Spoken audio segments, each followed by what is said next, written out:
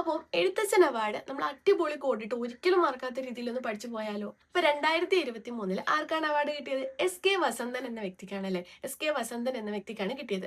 2024 കിട്ടിയത് N S മാധവനാണ്. N S മാധവന്. 2025 കിട്ടുന്നത് KG ശങ്കരപിള്ളയ്ക്കാണ്. അപ്പൊ ഇതെങ്ങനെ കോഡ് വെച്ച് പഠിക്കുന്നത് നോക്കാം. അപ്പൊ 2023 ഇപ്പം നമ്മൾ ആദ്യം പറഞ്ഞു ഇത് എഴുത്തച്ഛൻ അവാർഡാണെന്ന് പറഞ്ഞു. അപ്പൊ എഴുത്തച്ഛൻ അവാർഡ് ആദ്യമായിട്ട് കിട്ടുന്നത് ശൂരനാട് കുഞ്ഞമ്പിള്ളയ്ക്കാണ്. അപ്പൊ ഒന്ന് ആലോചിച്ച് നോക്ക്, നമ്മുടെ വീട്ടിലെ അച്ഛൻ ഒരു ശൂരവീര പരാക്രമിയാണ്. പല വീട്ടിലും അച്ഛന്മാര് ശൂരവീര പരാക്രമികളാണ്. അപ്പൊ ശൂരനാട് കുഞ്ഞമ്പിള്ള. സ്റ്റാർട്ടിങ് എന്ന് പറയുമ്പോൾ എപ്പോഴും ശൂരനായിരുന്നു. ഇപ്പൊ പിന്നെ കുറച്ച് കാലങ്ങളായിട്ട് കുറച്ച് വസന്തകാല സിനിമകളൊക്കെ കണ്ട് അതൊക്കെയാണ് കൂടുതൽ ഇഷ്ടം. പഴയകാല സിനിമയൊക്കെയാണ് ആളിരുന്ന് കാണുന്നതെന്ന് വിചാരിക്കുക.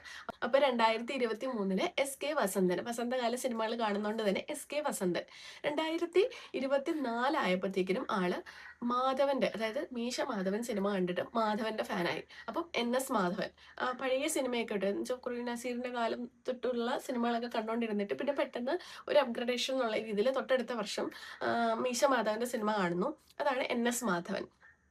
അതിന്റെ അടുത്ത വർഷം എന്ന് പറയുന്നത് KG ശങ്കരപിള്ള. അപ്പം മീശമാധവൻ തന്നെ കാണുന്നു. പക്ഷെ അത്തവണ ആ സമയത്ത് കാണുമ്പം പുള്ളി പിള്ളേച്ചന്റെ ഫാനാണ്. ആരുടെ ഫാനാണ്? പിള്ളേച്ചന്റെ ഫാനാണ്. മീശമാധവൻ കണ്ടിട്ട് ആ സമയത്ത് പിള്ളേച്ചന്റെ ഫാനാവുന്നു. അതാണ് KG Sankara Pillai. KG Sankara Pillai. Okay, ഇനി മറക്കല്ലേ.